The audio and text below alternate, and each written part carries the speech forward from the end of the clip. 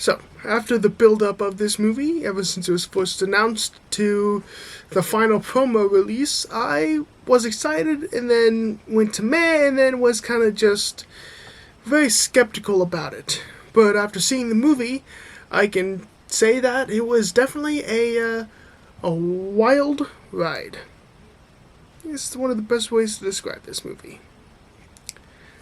Roll the intro.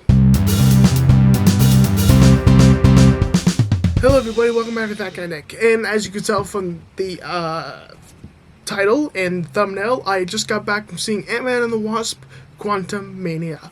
A movie that has been built up since it was first announced on the Investor Day of Disney, which was a while back. And I remember watching it on the computer and seeing Ant-Man and the Wasp Quantumania and seeing Jonathan Majors, King the Conqueror and all that. And I was like, oh, cool.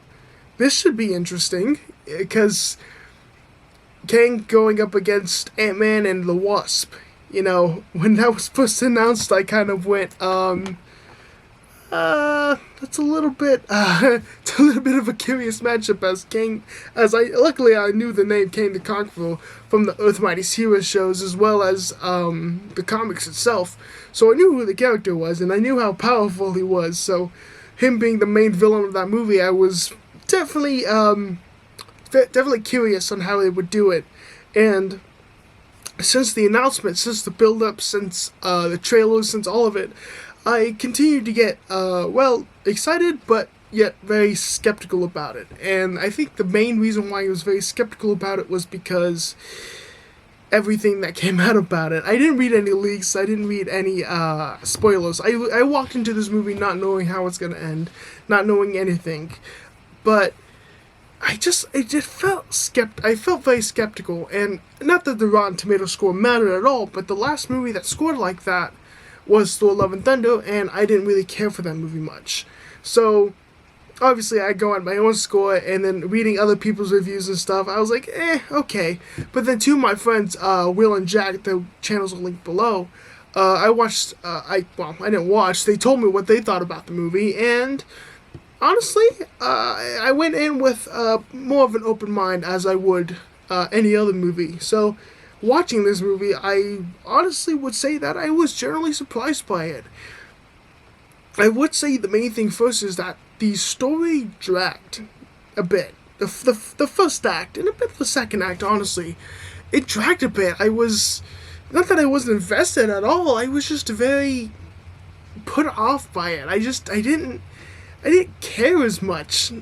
During the first act, there was like a montage of stuff and everything, and it went by so fast, and also it didn't feel good at the same time. I mean, it was nice, but I was put off by it, honestly. Them entering the Quantum Realm, sorry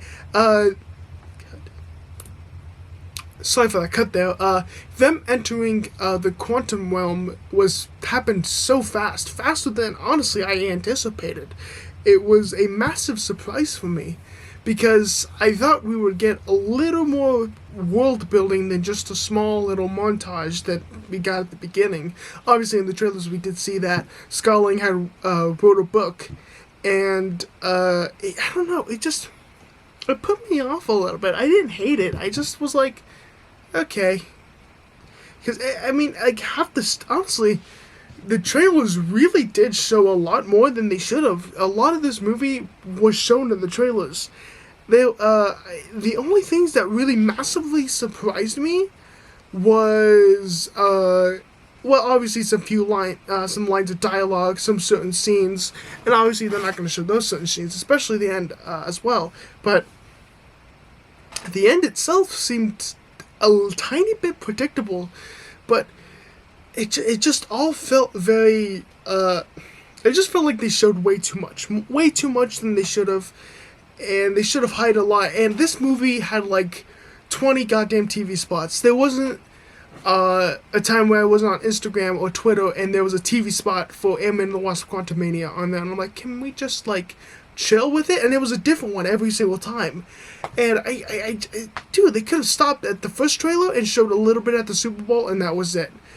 That's literally all they should have done, but they didn't. They just kept going, and I think that was a big, a little bit of a big crutch on the story. Was that not a crutch? A little bit of a how would I say it? A cramp. It cramped the style of the story. I know that sounds stupid to say, but it's true. It cramped the style of the story because I felt like I already watched half of it through trailers, and I only watched 2 trailers. I only watched the first one and the final one. Yeah, and that was it. And I felt like it was still too much. There was still stuff I saw that I just remembered from the trailers, and it didn't bother me much. A lot, but at times I already saw this. Okay, yeah, there was especially a lot of the jokes. A lot of the jokes were told in the trailers. Like I was saying, it felt like I had already watched this movie through 2 trailers, the first one and the final one, and that was it. But at the focal point of this movie, there was still a good core to it, a good core setting, and that was Scott Lang, Cassie, Kang, and also Janet. The relationship between Scott and Cassie was actually good in this movie. A lot of people have said that their relationship didn't feel super authentic and other things. And to be honest, I saw it a little bit. I think Catherine Newton was alright. I just think, I don't know, she fit the film, but at times it just felt like it was a miscast. It felt like it should have been someone else in the role. Not that she was bad at all, it's just certain lines of dialogue and certain pronunciations and deliveries just felt off, and their relationship just felt not like a father-daughter relationship. And I know that in the MCU timeline he had been missing for 5 years, but at the same time it just felt a bit weird at times. And even then, it was still a good relationship. I still liked watching them on screen. But then there was also Scott Lang and Kang the Conqueror, and the 2 of them on screen together was fantastic. I absolutely adored them together, and Kang himself was such one of the biggest part of the movie, and Kang did not disappoint at all. Jonathan Majors was absolutely brilliant in this movie. His role as Kang the Conqueror was fantastic, and I think and the last time we saw him was in the Loki season finale as the One Who Remains, and obviously he didn't go by Kang by then, but we already knew it was Kang because he had already been announced as Kang, and seeing him seeing this version of Kang, like an actual Kang, was insane, and it was really, really cool because this was a very powerful version of Kang, and the fact that there are other versions of this Kang that are stronger than the one that we saw in this movie, it worries me a lot, because that means the Avengers have a lot to handle. But yeah, that point of the movie, Jonathan Majors carried, by the way. He carried the story like it was... He honestly probably broke his back while he was filming this movie, because he absolutely carried, and so did Paul Rudd. Paul Rudd and Jonathan Majors absolutely carried this movie. Michael Douglas was really solid. He also carried at times, and I think he was really good. Michelle Pfeiffer was honestly really great. There was certain moments during the movie where she was actually really good. The first moment when they were going into the quantum realm, where we do see in the trailers where Cassie was like, she sent a signal down to the quantum realm, and she was like, "You did what?" There was a lot of moments like that where you could see she was really afraid of the quantum realm, and Michelle Pfeiffer acted her ass off in that. So I'm happy that she didn't phone it in.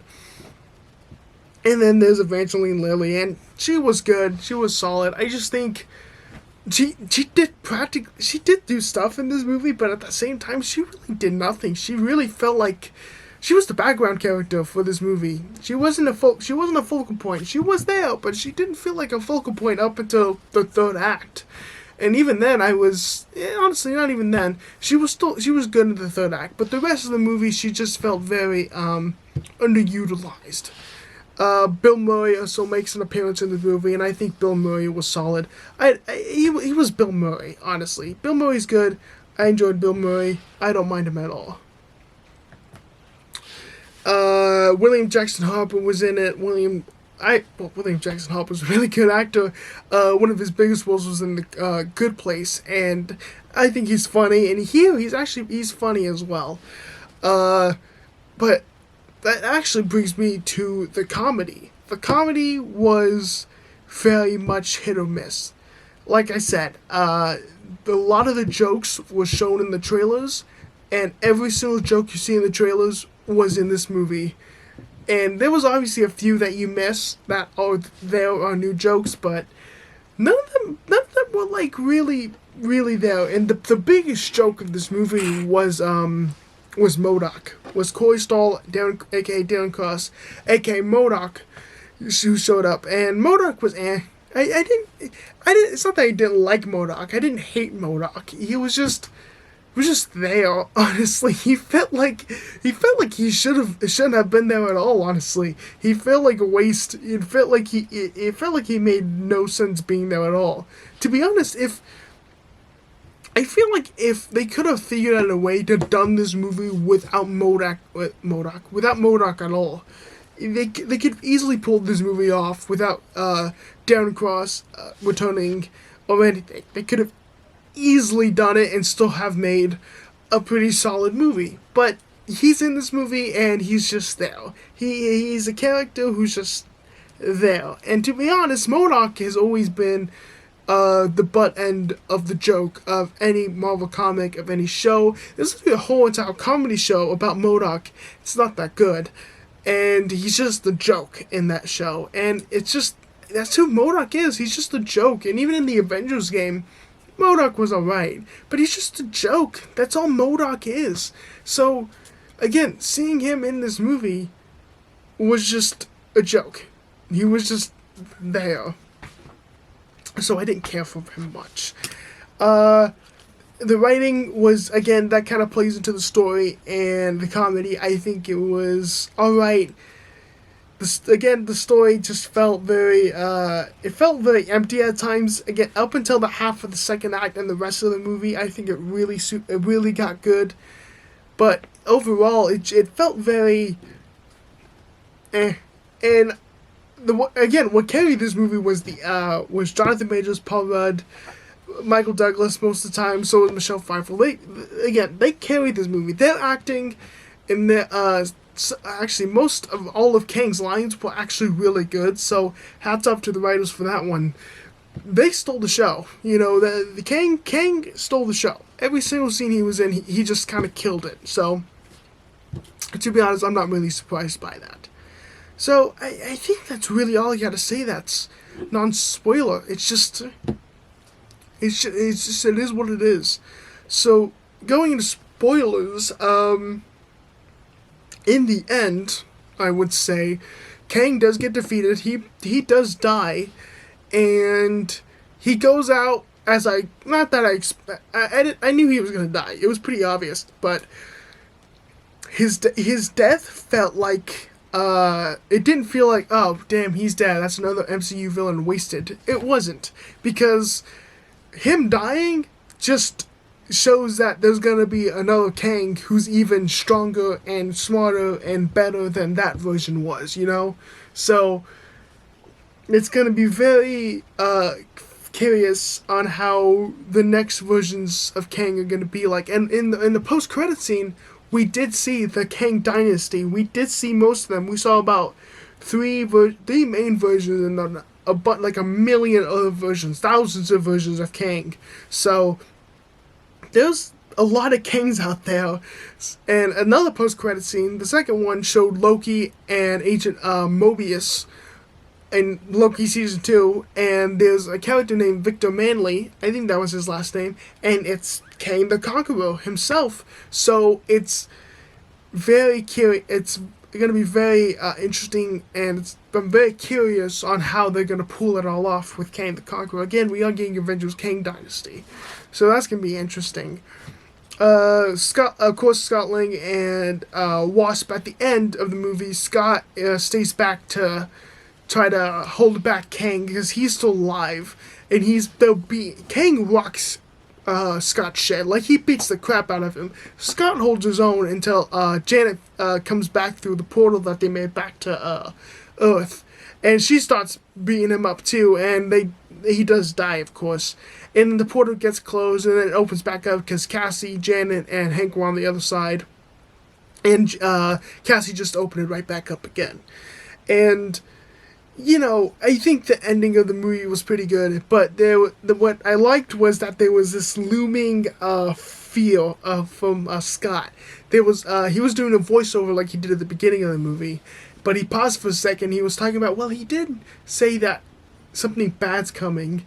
And there was this dark score that settled in, and I'm like, at that moment, I kind of got, like, happy. And then even at the end of the movie, he was like, yeah, we defeated him, so we're all good. We're fine. Right? And that was kind of it. And I was like, yeah, I like how it ended, because there's this looming feel that, again, at the end of the movie, it does say Kang will return. So the looming feel of Kang just hanging over, it just felt really nice at the end of the movie, because I was just like, oh, this is nice. Because Kang the Conqueror is a really, really powerful villain, and very strong, and what I liked about Kang in this movie is that he literally proved the fact that he does not care who he kills or what he does. He does not care. He just wants to conquer.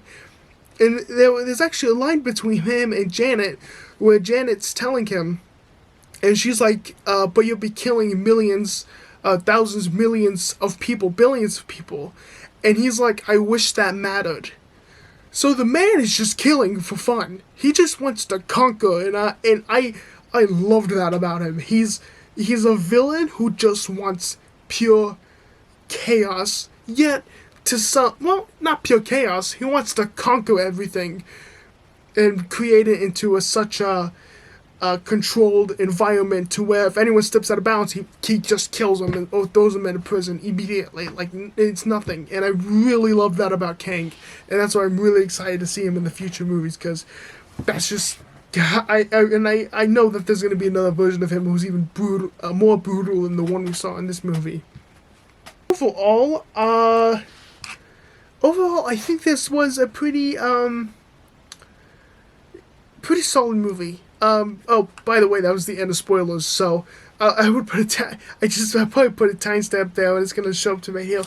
So, at the end of the day, Ant-Man and the Wasp Quantumania was a pretty interesting movie. It's not bad, it's not good.